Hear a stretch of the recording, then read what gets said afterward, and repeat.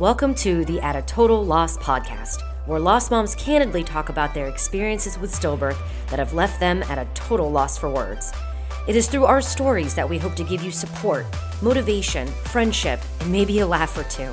But most importantly, we hope to give you light in the darkest moments of your life. I'm Catherine, a lost mom to my beautiful son Brody, who was born still at 36 weeks on January 18th, 2022. While trying to survive the sadness and find answers as to why he died, I found this community of incredible women willing to share their journey, experiences, and sometimes margaritas so that I didn't feel alone. They helped me survive, and I hope we can do the same for you. So grab some wine and some tissues as we navigate this awful world of stillbirths that has left us all at a total loss. Too much. I agree, and I want people to know that, I'm okay, and I'm still here. I'm still myself. Mm-hmm. But also I did go through something very tragic. Right. And here's how we moved on. It's not moved on, but your message is more along the lines of, I'm still a normal functioning person, slightly altered. Yeah. From the loss of Harrison. Yep. I just want people to realize I've been through something. It changed me, but also I'm still my old self. In some ways. Or, I've changed a little bit, but I'm still me. Right. Because sometimes I feel like I didn't want it to completely take away from me. Right. So I think that's a good message. I think a lot of the messages out there are hey, don't forget, you're supposed to be grieving today. And I'm like, shit, I was doing so good. And then I'm like a puddle.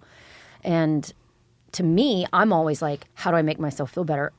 Rah, rah, ree, let's gather up all the girls, let's cheerlead each other on, let's try to be strong. And then there's days where I'm like, I don't feel like doing that. And I don't necessarily post those days. For sure. So finding that balance has been really important, at least for me, and my therapist too thinks that I need the I think balance is good. One of the two. Both of my therapists think let's be real, we need it. Yeah, we need all the therapy, but we need all the balance too. Because my husband and I just got back from our first vacation that should have been just us three. Yeah. And I feel like I wasn't really posting. I wasn't present in vacation because we were mourning a lot more than I wouldn't even say Mother's Day.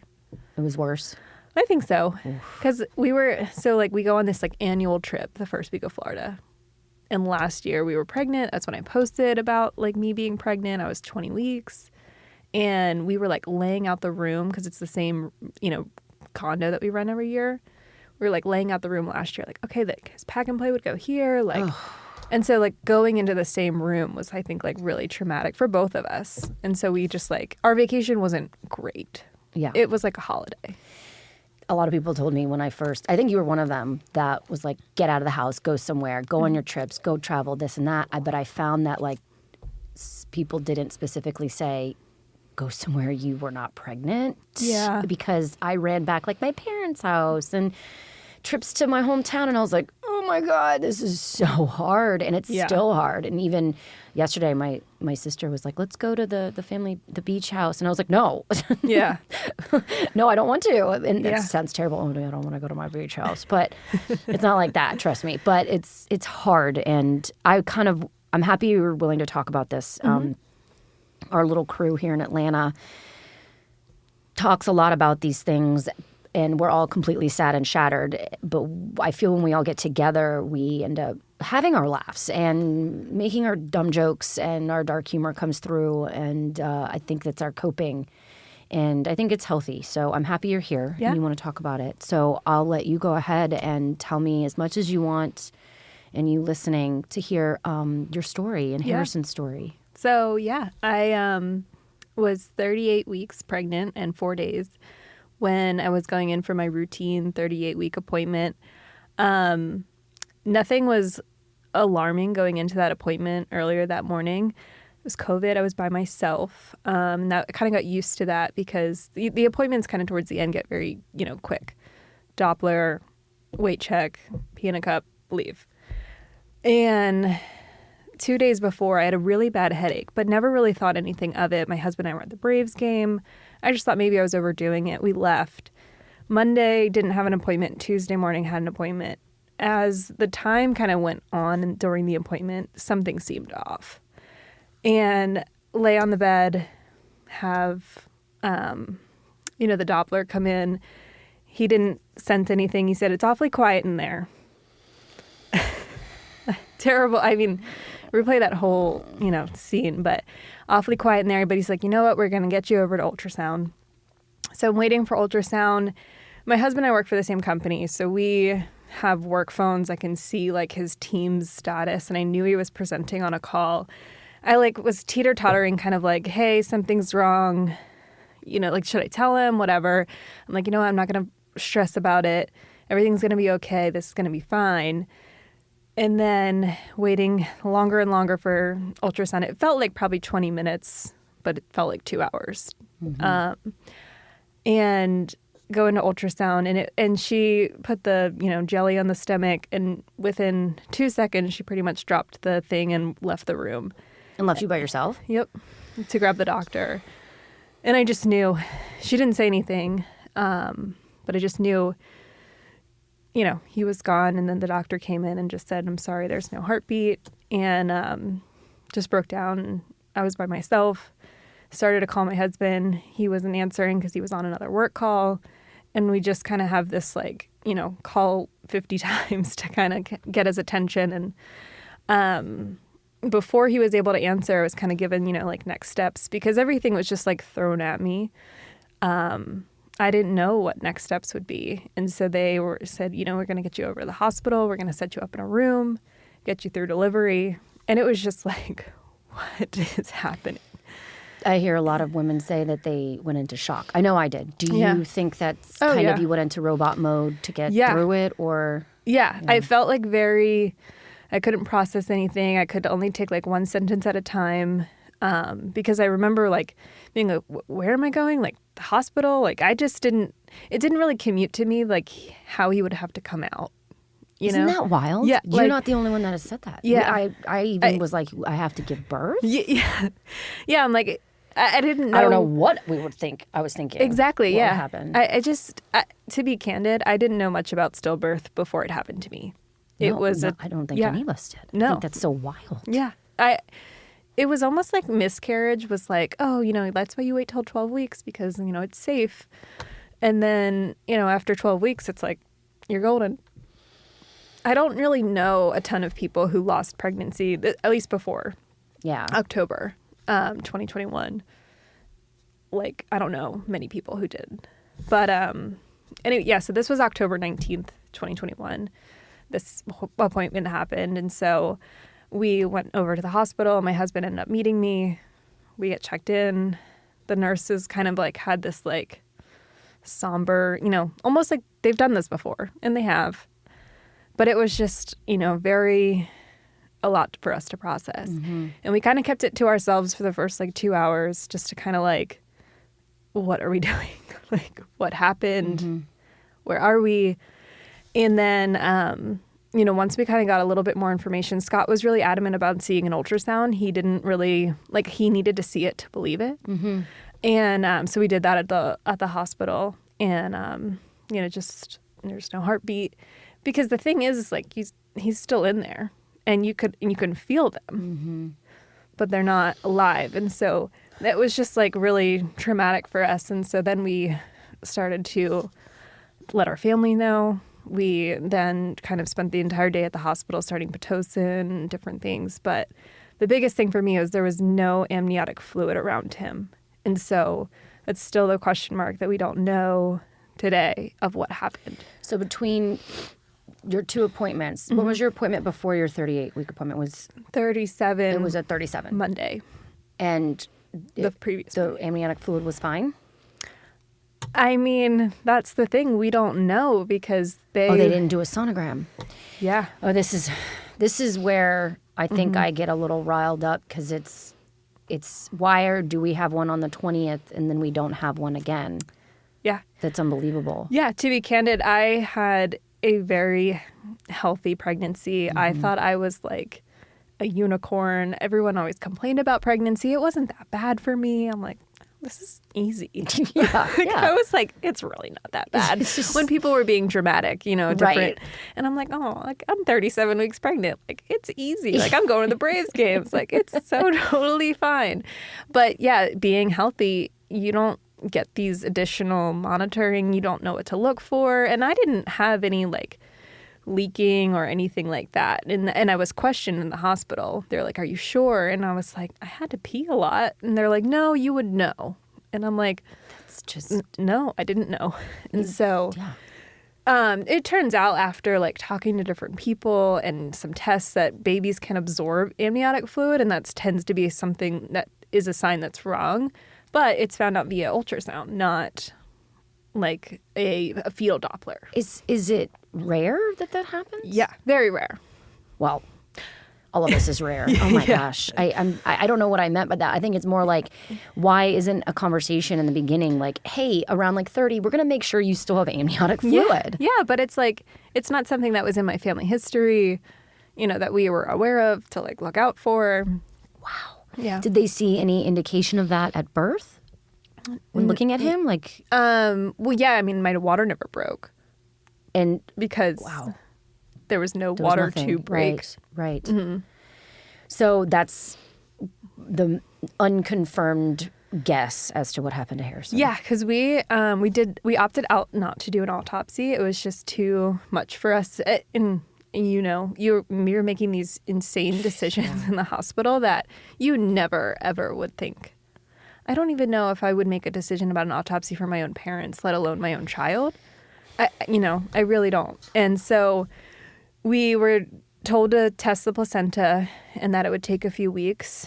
But there was no initial cord issues and no, issues to him that when, he was delivered that appeared anything to be wrong. So we don't know what happened. And I don't know if it's easier or harder to know versus not. Mm-hmm. But that's just the biggest thing for us is just the amniotic fluid was somehow absorbed within the last couple of days, which is a sign that the baby's in trauma.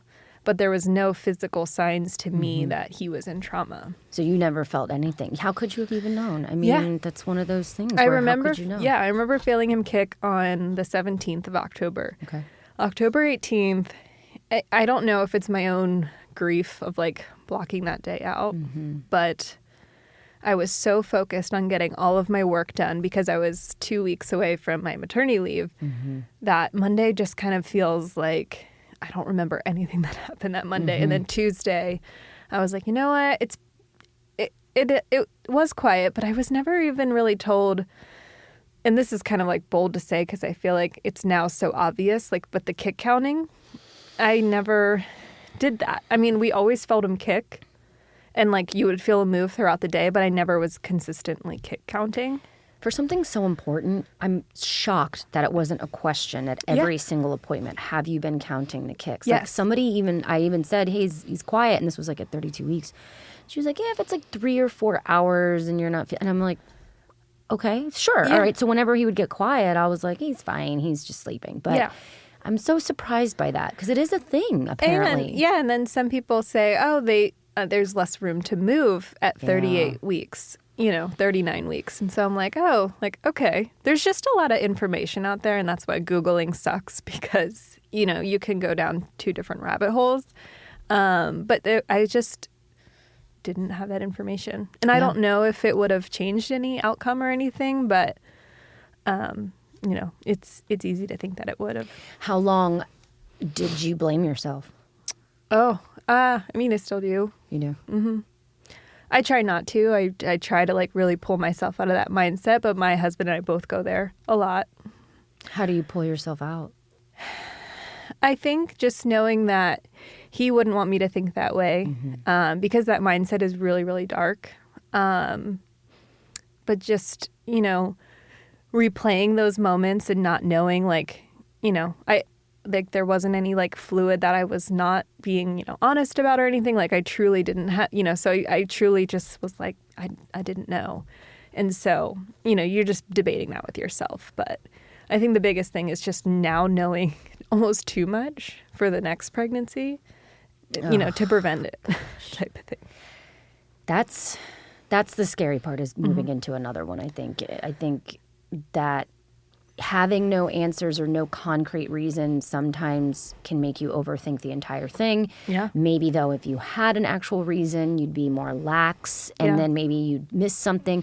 But we're talking about 1 in 160. So, 160 women in the room, and this happens to one person. And you go around the room, I bet you looked at them and they were like, I never felt any kicks. Yeah. Or I drink wine all the time. Or I exercised and maxed out my heart rate to 180 every single, I bet if you ask, and they all had healthy pregnancies. And it's frustrating because there's a reason why our babies died. And it's wild because you kind of want to start pointing fingers like, oh, I could have caught that. Or, oh, it's your fault. Or, oh, if you would just ask me this. Or, oh, if I just did this. But then you look around and every single woman probably had those symptoms, but everything was fine. Yeah, for sure. And I also prided myself on this before everything happened, September 2021, of being like, I'm not a hypochondriac. I'm so chill. Everything's good. And I was like, wow, maybe the hypochondriacs, do find these things. But then it just turns out that it doesn't matter. These things happen to anybody, even if you ask a million questions or whatnot. But I think the ultimate thing that I struggle with, and I know you do, is just like the lack of testing and the lack of ultrasounds in these like later weeks, that it's all like, it all comes out like, oh, well, we would have been able to catch this potentially. It's just like, what? It's enough to, and you have to pick your battle in this because, and I think I said this earlier because I was like, there's two groups. There's one that's focusing on the prevention, and it's the focusing on the more testing, and we've got to do this, and we got to make sure this doesn't happen again. And then there's another group. It's inevitably, it might happen, and we have no control over that. And maybe they're not saying that, but maybe they're just more focused on it happened. Yeah. Now what? The motivation and the therapy and the care that you need and the at your work and having them treat you like a mother in maternity leave. And those things are happening now. So you kind of have to pick your battle. To be honest with you, digging more, like, I just sent away Brody's placenta to a specialist. I'm not over it yet. I like getting a second opinion on his placenta because somebody somewhere in the 15 doctors I've seen in 4 months have said, it looks like it was small. And I was like, huh? What do you mean small? What are you talking about? Yeah. And in the meantime, I'm spiraling down the measure the placenta. And why aren't we doing that? So this is a whole nother thing. And it's the more we research to find out, the more answers we're getting. And it's like, do we want to know? And I think the answer is, if you are good with not knowing and you can move on in your life, yes. Me, I got to talk. I got to talk to people. I got to tell people. And I got to be like, this is all the information that we have. But you have done an amazing job post losing Harrison and with your work. Yeah. And now it's making national news and everything. Talk to me about what happened. Yeah. So in the initial days in the hospital, I work for a big company. We have like a third-party benefit maternity leave that you contact when you're in the hospital. And so I was kind of like already prepared with those steps of what to do. We're in the hospital. It's right before I delivered Harrison. I start to reach out to HR and kind of say like, okay, I'm getting ready to deliver a baby, but he's not going to be alive, And they did not know what to do. They were kind of like, well, let me get you over to this department, maternity leave. And then maternity leave said, well, if you don't get a birth certificate and he's not alive, it's disability. Teeter-tottering back and forth. I'm in the hospital. I kind of ignore it. Whatever. Take disability. It's 100% pay for 6 weeks. And my mindset then was just kind of like, whatever. Yeah. I need to just focus on this. Money is not really like the object right now. Like, I don't care. And so 6 weeks go by, and then I'm, messaging back and forth with the company, and they say, nope, disability, you're not considered maternity leave. So you can take an additional 6 weeks at 75% pay, but not 100% pay for the 12 weeks that normally you would get. It didn't sit right with me, but I was still in that grief. It was Christmas, it was New Year's, so it was just kind of like brushed under the rug. it was March when I got my annual bonus statement from my boss, and it was and 25% of my annual bonus was missing. I was like, well, what the heck? And I look into it, and they said, well, if you're on disability, you don't get your full bonus. But you get your full bonus if you're on maternity leave. And that drove me nuts. And my company offers 12 weeks paternity leave for men if you're the sole care provider. And I knew a few men on paternity leave who are getting their full bonus, and they didn't even deliver a child. But I delivered a child and didn't get my full bonus. So that was really what lit the match. And I went back to work after 3 months. So went back to work in like January? Mm-hmm. Yeah, middle of January. This is like middle March that I'm figuring out my bonus statement. So there's 2 months where I'm back to work. And I'll talk about going back to work because it was awkward. I had my moments with certain people. I love these stories. But it was the bonus statement that really kind of lit the match for me to kind of figure out what was going on. Then I just posted it to Instagram about my bonus statement. And a lot of people from my company follow me.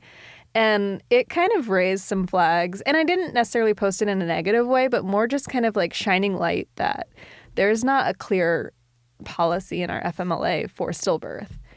And it got flagged all the way to the top. And I ended up getting my issue resulted in, like, I get my full pay back and everything. But the bigger issue that Scott, my husband, and I want to talk about is, like, it needs to be written into the policy. Like, we can't be the only ones who have to deal with this, because you shouldn't have to call somebody in the hospital and they tell you, like, oh, well, you're considered disability.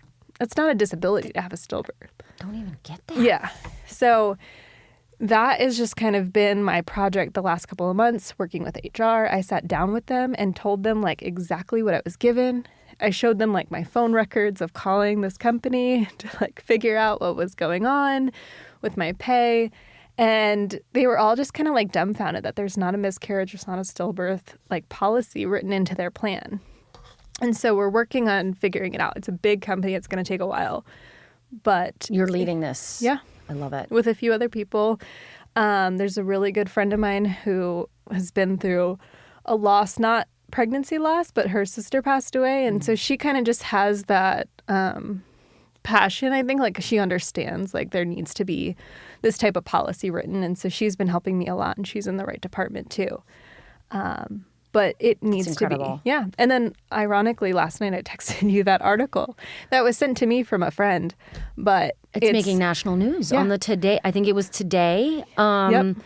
The same thing is happening. She lost her child. I think it was 36 weeks. Yep. And they basically looked at her and were like, no, maternity leave is for mothers to stay home and care for their children. I almost threw up when I read that. So that exact line was sent to me, and I texted my best friend that.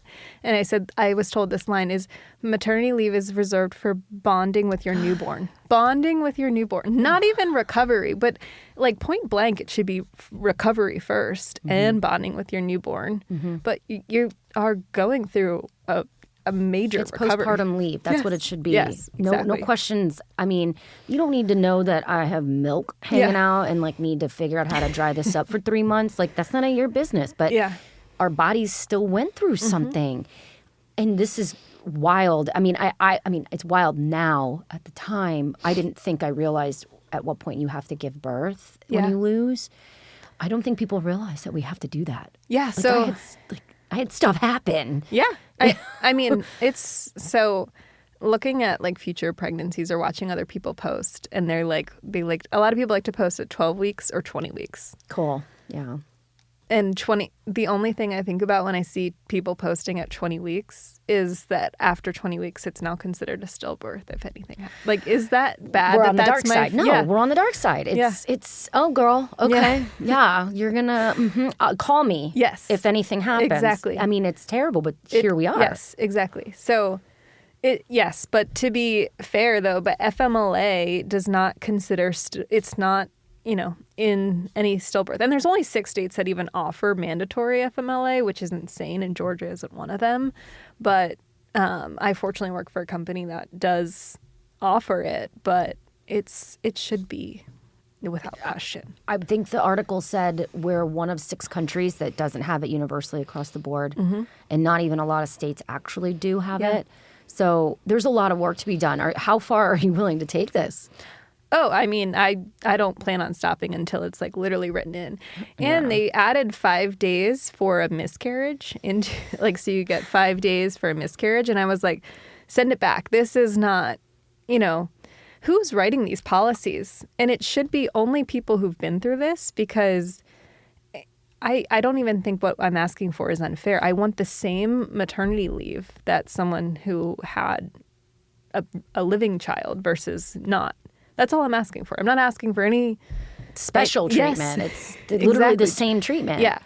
The miscarriage is tricky, and I've been pulling a lot of research. I actually shout out to the SKIM Show Us Your Leave campaign. Okay. That was actually going on during a lot of my pulling information and research on like what FMLAs are at different companies or parental leave at different companies. And one company, it's actually, I think the Pill Club, has it broken out into different weeks of pregnancy, what they would offer you in regards of terms. And it was like 0 to like 12 weeks is maybe like 2 weeks off. And then like 12 to like 25 is like a month or like 3 months. I forget exactly what it is, but it was just like really well written out. And it just was like, oh my God, like this is what we need. Because 5 days for a miscarriage, I mean, you can have it at 19 weeks and 6 days, it's considered a miscarriage, not a stillbirth. It's 20 weeks where it's considered a stillbirth. Well, we're getting now into Very technical. physical pain versus grieving pain. And, that's the question here, because I think grief is relative to each person. So actually, so is physical recovery, I would say as well. But it's not as simple as you lost at 12 weeks, you only get 3 days, as opposed to somebody who's later on. I mean, you're still grieving, you're still in a lot of pain, and all it takes is a search. And I applaud you for researching. Yeah, and it's simple. It's a Google search. It's a search on whatever engine you want to do it on, and why the people that are in charge aren't doing that is just wild to me. Yeah, I mean, the research doesn't take you long. It's not like you have to go to the 18th page of Google to find some of these answers. They're easily there for you. It's just no one wants to talk about it. They're not openly up for discussion. It's just kind of one of those things that like, no, but it's almost like the 70s still. It's like nobody wants to talk about it. Let's just brush it under the rug. And it's like, no, because now my company, for example, offers amazing like IVF benefits and like adoption benefits. And so it's like there's the struggle of having a kid is hard for a lot of people. And to lose a child at, 10 weeks is hard, especially if you've been trying for, years. And so it's just kind of like we need to be a little bit more sensitive about it. And that's, I think, the entire thing. I think we're not accustomed to speaking about loss. Yeah. Because I know I've made it very awkward just by standing in a room, not saying anything. It's like a record scratches when you walk in. And for sure. We got to stop that. So I don't know what's going on. There's something in the air right now. I think there's been like 4 major networks putting on stories and people are getting very vocal about it. Yeah. And I don't know if it's this environment we're in, especially on social media, where we're glorifying imperfection. And I think this is a space now where we can say, hey, I lost and I'm not okay and I need help and this is what I need. And I'm kind of interested to see where this is, the story, like where this is all going. Yeah, I will. Well, I'll keep you updated on my personal story, but yeah, also girl. too, I'd love to see other companies kind of like just look at their own internal policy and be like, you know what, we need to be a human first. Because I think the biggest thing is I've been with my company for like 7 years and it's like, I want to return to work. I want to work for this company for a long time, but give me, that support system to stay for a while. And it's like, employees want to stay when they feel supported. And that's just so important. So if you had someone come to you and say, this is happening to me, would you be able to walk them step by step on how they can handle this and do the same for their company? Absolutely. I love that. So. Yeah. That's good. So number 1, what would you have them do? Take care of yourself. Like get your personal leave taken care of. I think that was my biggest thing, was like getting my mind corrected, but then also just not stopping there. Like don't cut the check and walk away, but just truly being open and candid about these conversations. And the more that I've been open about it, because I didn't know how to handle it at first. Like, I wanted to return back to work and people not treat me differently and not like look at me like, oh, this is awkward. Like, Liz is here. Don't say anything. But then also, too, I wanted to be open with it. So I just approach your HR person. Approach and don't be quiet about it. Like, I just think, and there's a professional way to do it and there's not, and be professional. But I just sat down and I just explained the experience I went through, or even just like if you're being proactive about it, and just sit down with your HR person and ask what the policy is. And then offer, I mean, I would just do some digging personally on like what you would like to see and present those options too. Because don't go in blind, you know, not saying like, well, I don't know what I would want. Like, like here's what I want. But I think at the end of the day, you just want to match what the maternity leave policy is. Because some of these companies, especially like startups and agencies, have pretty good maternity leave. It's just where the stillbirth and miscarriage don't really get played into. Do a lot of them have bereavement leave for anybody who passes in your family? Do you know? Yes. I know we have a pretty decent one. I think it's 4 weeks for a child. What? But that even seems like... Give me 6 months. Give me forever until I'm ready to come back. You can take disability leave, though, just depending like how long you've been with a company. Like, I could have taken longer short-term disability leave. I do not like that word. I know. STD is the acronym, too. So it's not even good not as an acronym. Nobody likes that. Nope, not one person. Yeah, it really shouldn't be called disability because it's not a disability. It's a mental leave, mental health leave, like a sabbatical or something. But yeah, those type of things should be available. Call it grief leave. I don't care. Yeah. I mean, we got to change the narrative here. For sure. So has this helped you in your healing process? Does this help you in your coping? Yes, so it has. Okay. I think so. I recently got a new VP who I just wanted to approach her because she kind of came in when I was coming back, and I'm dealing with HR and I'm working with like the VP of HR. And I just like pulled her aside. I was like, hey, I just want to like, introduce myself. But also, just so you know, like I lost my son a couple months ago. I'm also married to someone in your organization. Look away. But we lost our son, and you know, I just wanted to let you know, like, if you hear us talking about, you know, whatever. And I'm also working with HR directly on fixing our maternity leave policy because I just didn't want her to like think that I was, you know, I wanted her to know like my intention, and she was just really open about it, and it was just kind of interesting. And I'm like, wow, I'm actually having like a human conversation with a VP. And so I think just being open and honest about it has like changed my grief journey because I look at people now and I'm like, they're different, you know? And I think I told you this story, but like I snapped at somebody when I first went back to work. And my biggest thing is if you're going through grief and a child loss and you're going back to work, just be easy on yourself. And maybe take a walk. Take a lap. Yeah. Before you respond to anything. But there was just a situation where it was someone was making a big deal of nothing. And, you know, it was a tragedy, a work tragedy, if you will. It was probably like an email wasn't sent on time or something. And I just slipped. And sometimes I'm very blunt. And I just said, like, wait till a real tragedy happens. Like, to them. And it was very awkward because they knew exactly what I was talking about. It was very blunt. I wish I was there. I know. And it was just kind of like, I even looked at myself, or I was just even like, oh, damn, Liz, like, you can't say things like that. And you're getting into it. You're banging on the table. Yeah, I love it. I'm just like, oh my God. I can't believe I just said that. But just be easy on yourself. And I think I overestimated how going back to work would be. But you do, and you kind of say like, or you kind of said it earlier, of people having like eyes on you and kind of, and it's intense. And people don't know what to say.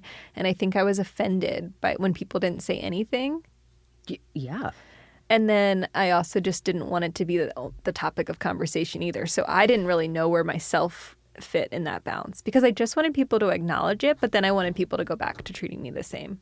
Right. There's nothing wrong with that. Yes. I think, okay, so what's worse? Not saying anything, saying something, or saying the worst thing you could possibly say? So I know we talked about this before.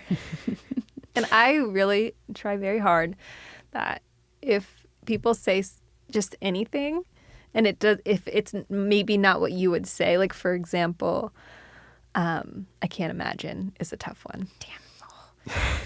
Sit next to me. Close your eyes. I'm going to walk you through this. I hate when people say, I can't imagine. But I really tell myself that I think they don't know what to say, but they said at least something. And their intention is always good, for the most part. Like 99% of the time, I think the intention is always good. But I do hate when people don't say anything. That's the worst. Yeah. There's plenty of information out there to find out. What do I say to somebody who lost their child? Yeah.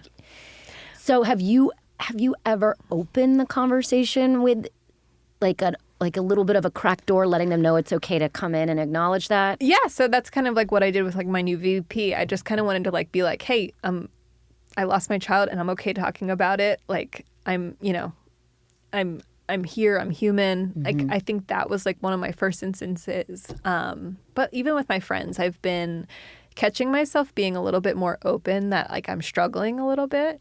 And that was hard for me because I think my initial like me as a person is to just pretend everything's fine. And I've started to kind of just be a little bit more open with some of my really close friends and being like, I'm dealing with a lot of anxiety. Like I'm like some days aren't good. And I think it's just important. And they just reassure me that like we're here for you. And I just like I think it's important to kind of also open that door to people too. Yeah, as long as you, I think, don't have any expectations to what the response is. Yeah, for sure. Like, I don't know what I'm expecting. Like, a girlfriend will message, how you doing today? Really shitty. Like, I'm on the ground. Like, I'm literally laying here. That's why I think I take so much pride in talking to, like, you, the other girls, or just even following different people on, because the conversations I have with you are not the same conversations I have with my own best friends. But you've been there. Like, I can say things to you that you get, versus when you're going to talk to some friends who haven't been there. And some of my friends haven't had babies yet. So they don't truly even know what it's like in general to be pregnant, let alone have a baby. I'm finding myself like not even jealous of that they have kids. I'm jealous that they don't know how this feels. And I miss the person that I was when I met them, that I've been friends with these people for 20 plus years. Do you feel that sometimes, that your anger is just more like... Yeah, for sure. This sucks. I'm so jealous of you that you're naive. You don't know what this is like. Absolutely.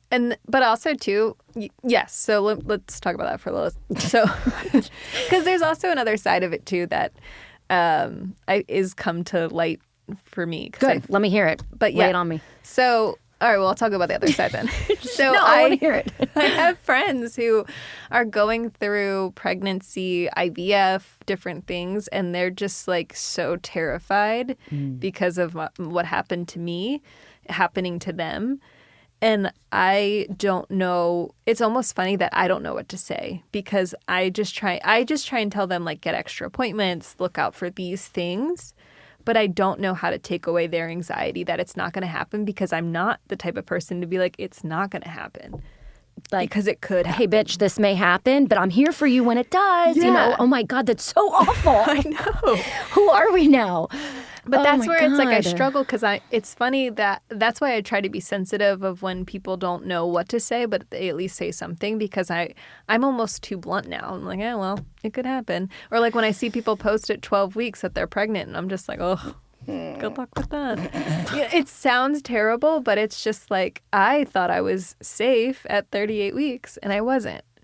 So that's where it's kind of like, I don't know what to say to the people who are dealing with anxiety of this is going to happen to them, because they are so close to me and connected with me. But at the same time, it's like, I'm helping you. You're not there to comfort. Yeah.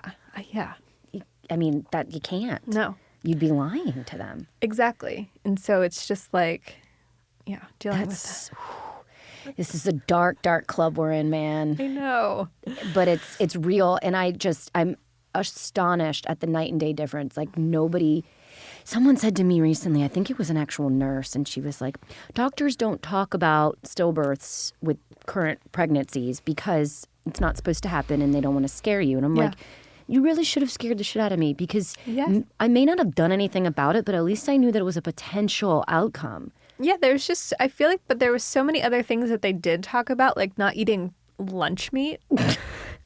Should have eaten the damn lunch meat. Yeah, exactly. But honestly, though, and then my husband and I were very adamant about being like organic and like all of our car seat is not going to be flame retardant or whatever. You know, it's and then Girl, we're gonna I have stopped getting gel polish on my nails. Yes, like What was I yeah. I have mean, no it's words. just like it's like little things like that. Like we were buying the mattress that you can breathe through, the Newton or whatever. I was had it. buying, yes, I'm buying all of the things that are organic and like, you know, this has been, you know, this is highly recommended. And I was just buying all these things so that like, you know, we didn't have to worry about the, you know, getting the pacifier that's super safe. You know, it's just like all these different things. And then nobody talked about stillbirth. And I think you were and I were in the same focus. Like everything was clean. I changed everything. I didn't even have candles in the house. I was Yes. insane about it. Yeah. And it was almost like my goal was to make sure there was no growth or development issues Yep.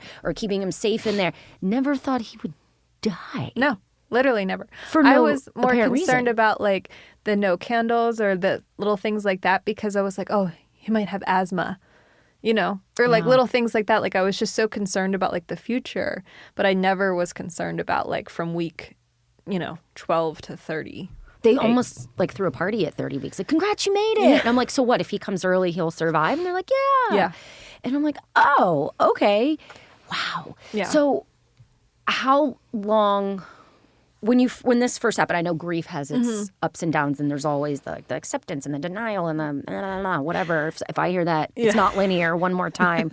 Like, is it not only linear, it's all over the road. But you bounce. Like you go from like step 1 to 2 to step 1 to 5 back to 4. I had all of them to- over yeah. coffee this morning. I was concerned. It's nuts. But how much of it has shifted? Like when it first happened, how much was anger over why did no one tell me about this or whose fault was this? And then how much of it was just accepting of that and then just realizing it's over? Yeah. So I want to say the first month, I wasn't present. If you had a conversation with me, I don't remember it. Like I wasn't present. And my husband and I left town. We just were like a GTFO. We're out of here. We went to Newport, Rhode Island. We both had never been there. We didn't know anybody there. We just kind of got away. And that was where a lot of the stages hit us at different times. We were angry there. We sobbed at a restaurant and someone brought us a bottle of champagne. We were just like sobbing, you know, like we were just hit with all the different emotions initially at first. But a lot of the time it was just up and down, but blaming ourselves was and is still a common occurrence, but it was really between both of us through at least Christmas. So we lost him. He was born October 20th. I always like to separate the day that he died versus the day that he was born. Wow. Okay. So I found out on October 19th that he had no heartbeat. And I just like, that was the worst day of my life, but we still tell ourselves like, we're still so proud of, you know, that we grew up a baby together. Like he was born October 20th. We're proud of him. He was cute. And, you know, we just want that day to be his birthday. Like we want to remember him on October 20th and every day, but like that's his birthday versus like October 19th being like the shittiest day of my life. Wow. I love that. Yeah. So we started to kind of like love that. separate those days. Yeah. Wow. I think maybe a lot of people categorize it as the worst and best day of their life, Yeah. but you're separating the 2 days. Yeah. I mean, That's it was beautiful. fortunate because he was born at 1 a.m. So, you know, October 19th, he was, you know, that was when everything happened. And then October 20th, he was born. He was baptized that day in the hospital. My mom got to hold him. My sister got to hold him. So like October 20th is very special to me and us. But so like, it was like, honestly, over the last 6-7 months that we've been kind of figuring out like separating that is helping us with our grief, you know, so that we're, you know, not so angry and just kind of depressed all the time, that we're just truly trying to be proud of the son that we created and the things that we're doing in his name. So it's like little things like that during our kind of grief journey that we're kind of trying to like give back and kind of do different things. So we recently got married April 1st. Mm-hmm. We sent out some wedding announcements and we did, donate to Northside in our son's name instead of gifts. And so you chose Northside. That's wonderful. Mm-hmm. Yeah, I actually like Northside in regards to they gave everything that we needed. Mm-hmm. A baptism gown, a teddy bear. Yeah. What? Yes.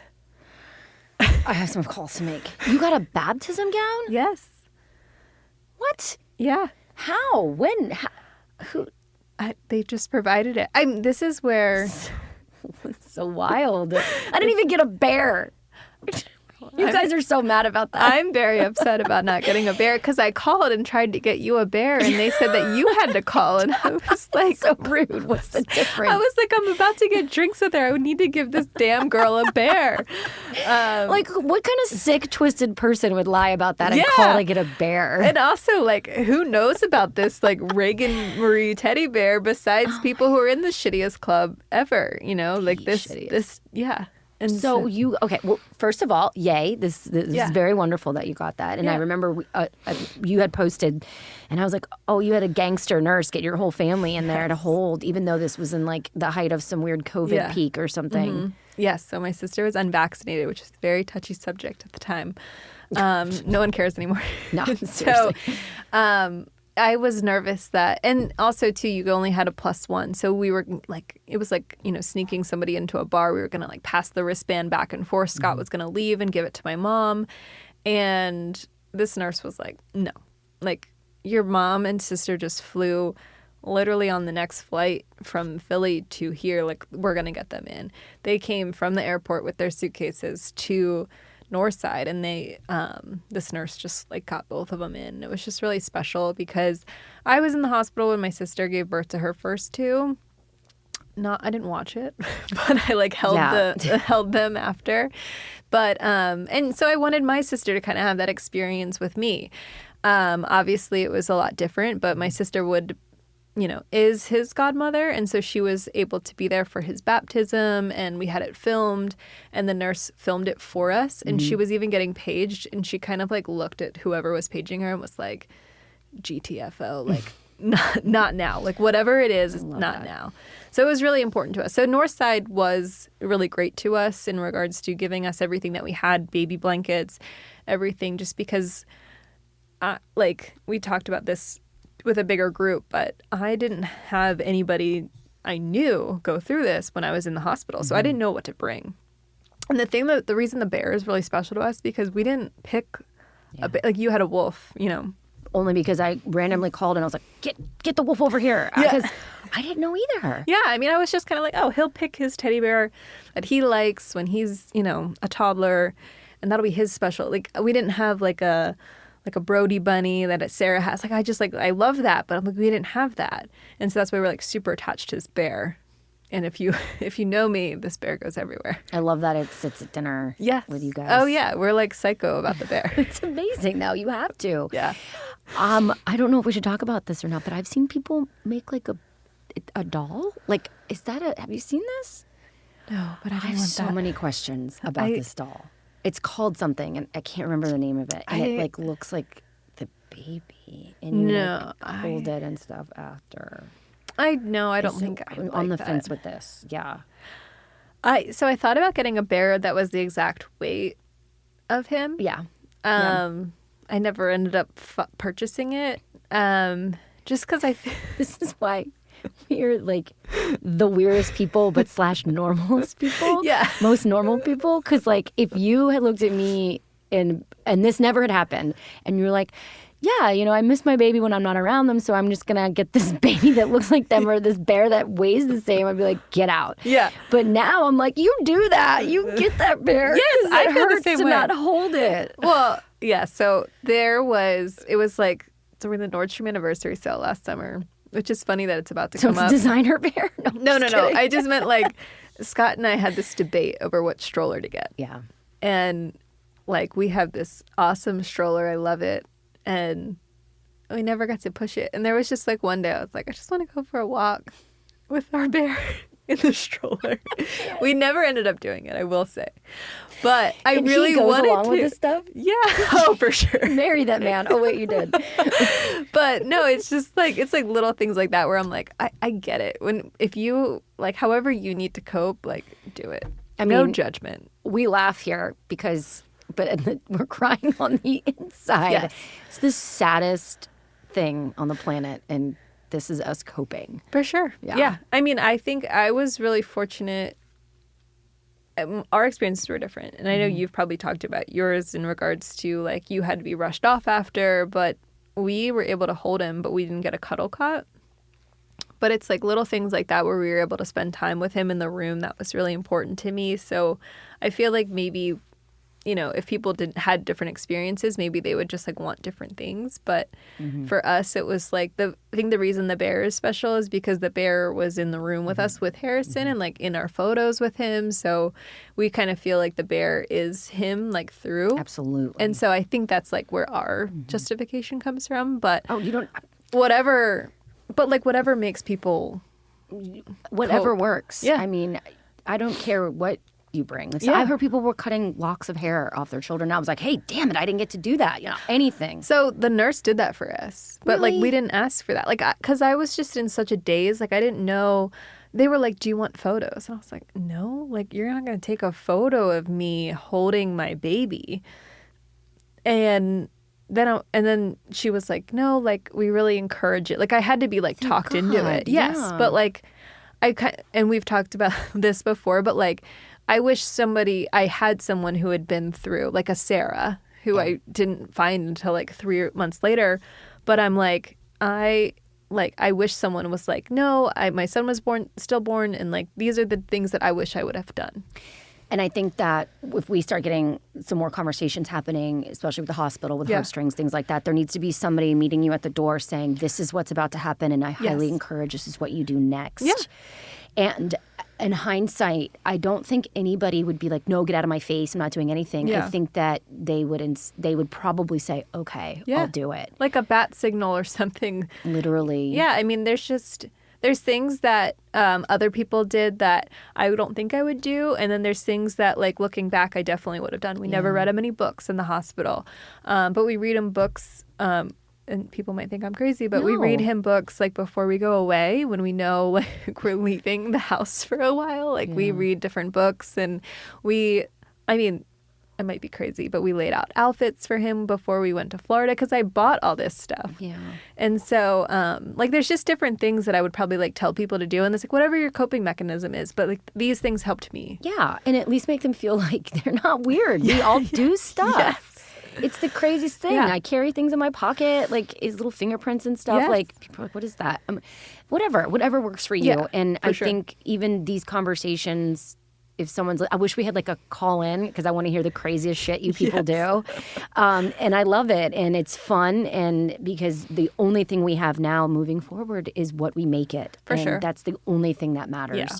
And I'm so thankful you did this. And I know anybody listening would get something out of this conversation. And I want to just leave it with, if you could talk to one person right now who's new at this, what would you say to them? Let your emotions ride and you know, experience the highs and experience the lows. Don't feel like you can't not ride it out and it's going to be okay. But also know that there's a support system here for you, whether it's your own family or reaching out online. And don't be afraid to reach out to strangers, talk to them because they want to tell their story too. I love when people ask me about him.